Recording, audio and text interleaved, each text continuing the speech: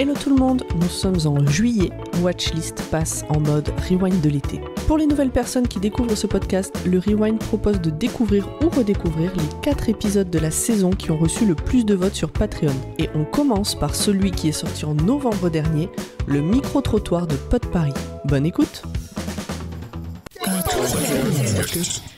Podcast.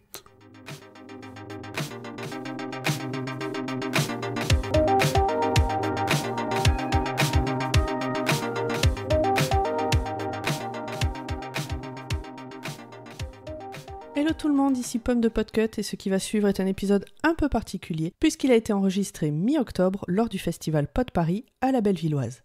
J'ai profité d'être bénévole à l'entrée du festival pour tendre mon micro aux personnes qui souhaitaient faire une reco en quelques mots. Merci à Laurent, Delphine, Grincheux, François, Babar, Amandine et Jean-Neige d'avoir participé. On se retrouve à la fin de l'épisode pour quelques mots supplémentaires sur ce festival.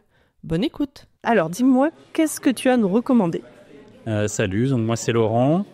Je recommande The Crowd Room, une série dédiée en partie à la santé mentale. N'est-ce pas ? Tu veux vraiment que je développe ? Moi, je peux pas développer. Je dis juste, elle est incroyable. Tu peux pas dire le résumé qui joue dedans ? Non, justement. Parce que tout l'intérêt, c'est de découvrir comment se développe le personnage, hein, qui est clairement pas net. Mais c'est pas avec Tom Holland ? Ah, écoute, je n'ai pas la mémoire des... Un brun... Oui, tout à fait. Ah, tu l'as vu. Ben, voilà. Non, mais j'ai vu la bande-annonce. Moi, je trouve incroyable. Mais globalement, tout ce qui touche à la schizophrénie, ce genre de troubles, il n'a pas été hyper bien traité dans les séries, dans le cinéma. Vous voyez, quelques films cultes, mais en série, c'est rare d'avoir vraiment ça comme trame de fond. C'est la santé mentale précisément, et voilà, je trouve ça assez incroyable. Okay. Donc je recommande pour ceux que ça intéresse, parce qu'évidemment, il faut s'intéresser au sujet, il faut avoir envie de découvrir certains de ces troubles, et sous un angle aussi assez positif, finalement. Merci. Dis-moi, qu'est-ce qu'on regarde ? On regarde Shogun, qui est une série qui parle d'un explorateur néerlandais mais embauché par des Portugais qui se retrouve au Japon parce qu'il paraît que là-bas il y a des richesses immenses et qui va découvrir tout l'univers et la culture japonaise. C'est vachement bien, les acteurs sont top, c'est très prenant, on apprend plein de choses, c'est tiré d'une histoire vraie en partie en tout cas, ça a été romancé. Mais c'est vachement bien et on regarde tout d'un coup quasiment. Et il y a une saison 2 qui va bientôt arriver, alors moi je suis trop contente. Merci Delphine, t'en prie. Qu'est-ce que tu nous recommandes à voir ? Bonjour, moi je suis Grincheux et ma recommandation ça va être Slow Horses. C'est une série britannique qui est diffusée sur Apple TV. C'est l'histoire d'une équipe du MI5. En fait, c'est le placard du MI5. Donc, les agents qui ont fait des boulettes, on les placardise. Donc, ils sont pas virés, mais ils sont dans cette équipe-là. Et bien entendu, donc en général, ils sont là avec un responsable qui est interprété par Gary Oldman, qui est le plus aigri de tous. Donc, ils ont rien à foutre. Et eux les fait chier pour que ce soit bien fait de rien foutre. Et la série démarre avec un quiproquo, je ne sais même plus quel était le pitch de départ. Enfin, en gros, il se retrouve impliqué dans une histoire qui implique le MI5 où il ne devrait pas s'impliquer. C'est le rebondissement classique où ils suivent pas. Il y en a un qui ne suit pas exactement le protocole, qui embarque tout le monde derrière lui. Et à la fin, c'est quand même eux qui sauvent les meubles, mais en faisant quand même suffisamment de boulettes pour rester dans leur placard. Ils sauvent les meubles, mais ça leur permet pas de sortir de là. Et donc Slow Horses, c'est le terme anglais pour bras cassés, on va dire, on va traduire ça un peu par bras cassés. Donc c'est les parias, on veut pas les voir, ils ont plus accès, ils ont plus de badge pour accéder dans les locaux généraux du MI5, etc. Ils accèdent là comme des simples visiteurs qui doivent être accompagnés, enfin c'est vraiment la honte. Et au final, c'est quand même eux qui démêlent l'histoire. Dans chaque saison, il y a une intrigue différente, classique. Et c'est eux qui, voilà, malgré eux, plus ou moins malgré eux, arrivent à démêler le truc, mais en faisant quand même une grosse boulette qui font qu'ils restent dans leur placard. Ça leur donne pas le droit d'avoir sauvé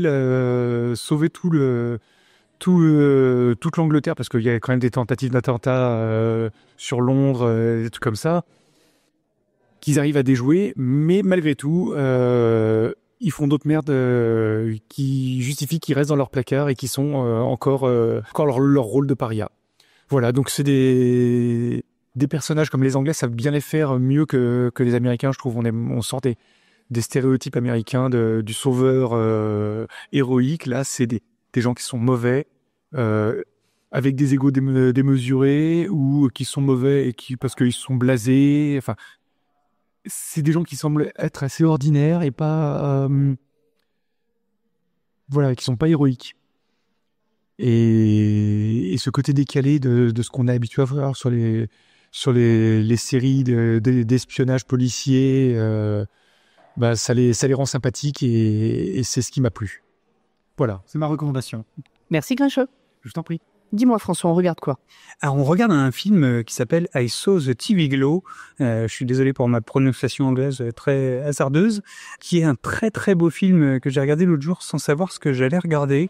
On me l'avait vendu comme un film un peu d'horreur, angoisse, et en fait c'est un film qui parle de transidentité, qui est hyper marquant, qui m'a beaucoup touché, qui m'a fait pleurer, et je conseille vraiment parce que voilà, il parle de ce que c'est que de traverser le besoin qu'ont les personnes trans de découvrir qui elles sont vraiment et de le dire aussi à elles-mêmes et aux autres, et je trouve que c'était très très réussi, tout en gardant en plus un côté presque David Lynch par passage, où on se demande un petit peu où on va aller.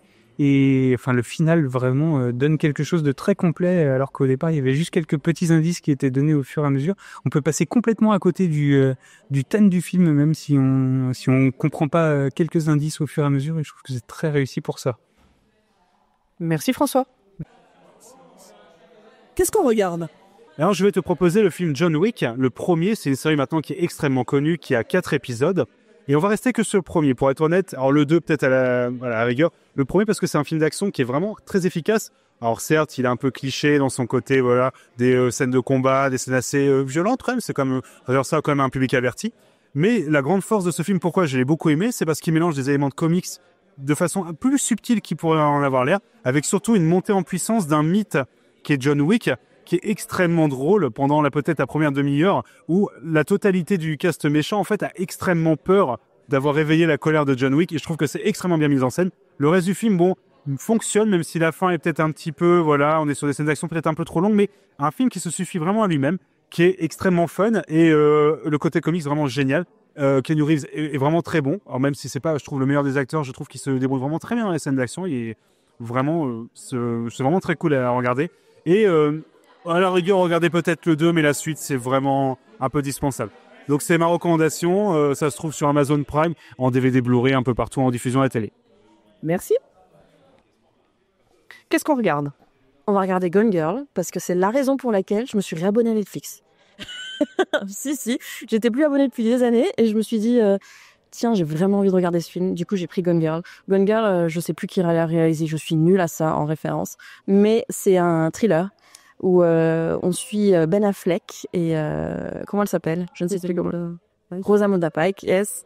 En fait, elle disparaît. On ne sait pas trop ce qui lui est arrivé. On pense qu'elle est morte et on pense que c'est lui qui l'a tuée.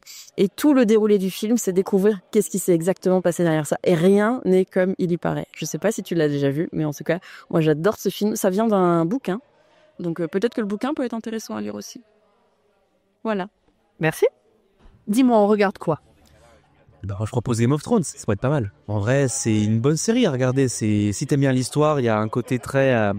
il y a un lore très historique qui est basé sur la guerre des deux roses, qui a opposé deux maisons en Angleterre, la maison des Tudors et la maison des Lancastre. Et ça nous parle aussi en tant que Français, puisque ça a aussi parlé de la guerre de 100 ans, donc qui a quand même opposé pendant 116 ans la France et l'Angleterre. Et si tu aimes bien, par exemple, tout ce qui est l'heroic fantasy, ça devrait te parler. C'est une bonne saga qui commence comme un nombre de sagas avec une intrigue est tout simplement bête de trône, qui va récupérer un trône, ça c'est un peu l'incipit. Et la saga commence simplement avec la mort de la main du roi, donc un peu notre équivalent de premier ministre. Et un des anciens amis du roi qui a aidé à conquérir le trône revient vers son ancien ami avec qui c'est le plus proche, puisque c'est un peu une série qui parle vraiment de trahison et d'alliance en tout genre. La politique d'aujourd'hui peut nous en parler. Et en gros, pas simplement, il y a tout un côté d'alliance et ce personnage-là qu'on voit au début du roi qui va voir son ancien pote, tout simplement, il va le convaincre et va commencer toute une histoire de légitimité au trône. On apprend, alors je vais pas spoiler, on apprend des choses qui prouveraient que soi-disant le trône est occupé par un usurpateur, etc. Et c'est vraiment sympa parce que c'est, contrairement à certaines séries qui sont assez monotones, je trouve, d'un point de vue du script, là on a un côté assez où l'auteur, en tout cas les réalisateurs, puisque c'est basé sur la série de livres par George Martin, Les Trônes, le Trône de Fer, et qui vraiment, il y a pas mal de petites histoires dans la grande qui sont amenées de manière assez sympa. Et il y a des dragons. Et il y a des putains de dragons. Merci. Comme je vous le disais précédemment, cet épisode a été enregistré au festival Pod Paris. Mais qu'est-ce donc, me demanderez-vous ? D'abord, il est important de ne pas confondre Pod Paris et le Paris Podcast Festival. Pod Paris, c'est le festival du podcast indépendant, amateur ou professionnel, créé par Bad Geek. Et qu'est-ce que Bad Geek, me demanderez-vous alors ?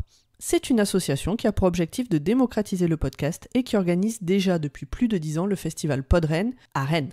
Pour Pod Paris, c'était la première édition. Il y a eu des enregistrements publics tout le week-end, des tables rondes, des dédicaces, et le tout avec un accès à tous 100% gratuit. D'ailleurs, tous les enregistrements sont disponibles sur la chaîne YouTube de l'association. À titre personnel, j'ai vraiment kiffé ce festival. Je suis contente d'avoir pu apporter ma modeste pierre à l'édifice en étant bénévole, et que Podcast ait pu également un peu participer financièrement. Merci les patriotes! J'espère qu'on remettra ça l'année prochaine. En attendant, vous pouvez retrouver tous les enregistrements. En attendant, si vous voulez soutenir l'association pour plus de festivals de podcasts de qualité, n'hésitez pas à aller cliquer sur le lien en description de l'épisode. Et oui, je parle d'argent, parce que même quand on aimerait s'en foutre, c'est toujours indispensable. Merci pour votre écoute, et à dans 2 semaines pour une nouvelle reco. Salut!